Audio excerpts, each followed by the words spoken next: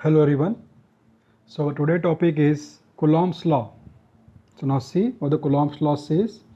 Coulomb's law states that the force between the 2-point charges Q1 and Q2 act along the line joining the 2-point charges is directly proportional to the product Q1 Q2 of the two charges is inversely proportional to the square of the distance between them.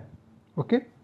Now to understand these statements, देखिए यहाँ पर मैंने 2 point charges लिए है Q1 Q2 right, और उनके बीच का distance क्या है कैपिटल R। तो जो स्टेटमेंट बोल रहा है, फर्स्ट स्टेटमेंट ये बोल रहा है कि the force acts along the line joining the 2 point charges.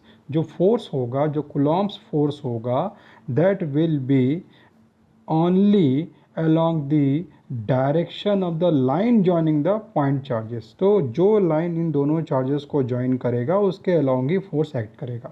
ठीक है। सेकेंड बोल रहा है it directly proportional to the product Q1 Q2 of the two charges. Okay, तो जो भी Q1 Q2 होगा इसका जो प्रोडक्ट होगा वो क्या होगा, that will be directly proportional होगा फोर्स के। ठीक है। सेकंड थर्ड बोल रहा है is inversely proportional to the square of the distance between them. So the force will be inversely proportional to the square of the distance between them. तो यहाँ पर देखिए जो कैपिटल F है, I am representing as the Coulomb's law and general the representation of the Coulomb's law we can say the Coulomb force is given by the capital F, force denote F। So here we can say that the F is proportional to Q1 Q2 by R square। Okay, one more thing, ये जो force है, अब देखिए ये force है, may be possible कि Q1 will exert a force on Q2 और Q2 will exert a force on the Q1। Q1 चाहे Q2 पर फोर्स लगाए या Q2 Q1 पर फोर्स लगाए तो फोर्स हमको अप्लाइड होगा और उसका इक्वेशन क्या आएगा, proportional to Q1 Q2 by R square, right. And one more thing, ये जो फोर्स होगा ये ऑल्सो डिपेंड करेगा कि ये जो चार्जेस हैं ये किस मीडियम पे रखे गए हैं। ओके, तो उस मीडियम का रिप्रेजेंटेशन हम लेंगे कांस्टेंट से और उसको हम बोलेंगे constant of proportionality. Okay, so will write F equal to K Q1 Q2 by R square and this constant of proportionality we can define as 1 upon 4 pi epsilon is given the 1 upon 4 pi epsilon, where epsilon is defined as the permittivity of the medium in which charges are located। तो epsilon is defined as the permittivity, okay, of the medium जहाँ पर charges को रखा गया है। ठीक है। And also we can elaborate this epsilon as epsilon equal to epsilon naught epsilon are.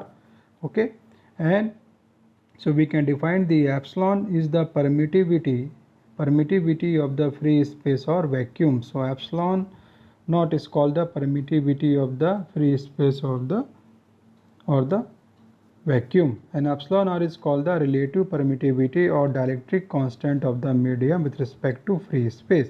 So this is epsilon r is called the relative permittivity। Okay, and epsilon is also defined as the absolute permittivity। So we can say the value of epsilon r, the relative permittivity, will become equal to 1 for free space or vacuum, for free space of the vacuum. ठीक है, it's very important, उसको आप ध्यान रखिएगा। कई बार competitive examinations में objective में पूछता है, स्पेशली ए और जेई के पेपर में। और एप्सिलॉन जो एब्सोल्यूट परमिटिविटी है, इसकी जो यूनिट है that is the farad per metre, ये भी कई बार एग्जामिनेशन में आया हुआ है, उसको आप ध्यान रखिएगा। स्पेशली जेई का जो पेपर होता है उसमें ये कई बार आया हुआ है। F equal to 1 upon 4 pi epsilon Q1 Q2 by R square value हो जाएगी यहाँ पर कुलॉम्स फोर्स की। हमने K की वैल्यू जो थी 1 अपॉन 4 पाई एप्सिलॉन पुट किया और एप्सिलॉन लिया एप्सिलॉन नॉट, मतलब अभी ये जो फोर्स का इक्वेशन है this is for the free space और द वैक्यूम। ठीक है, आइए next. Also we can find the value of this epsilon naught will be given as 1 upon 36 pi into 10 to the power minus 9। तो जब हम इसको resolve करेंगे तो कितना आएगा, 8.85 10 to the power minus 12 farad per metre. This is very important. बहुत से कॉम्पिटिटिव एग्जामिनेशंस में न्यूमेरिकल जब हम सॉल्व करते हैं इसकी ज़रूरत पड़ती है, तो आपको एप्सिलॉन नॉट की वैल्यू याद होनी चाहिए।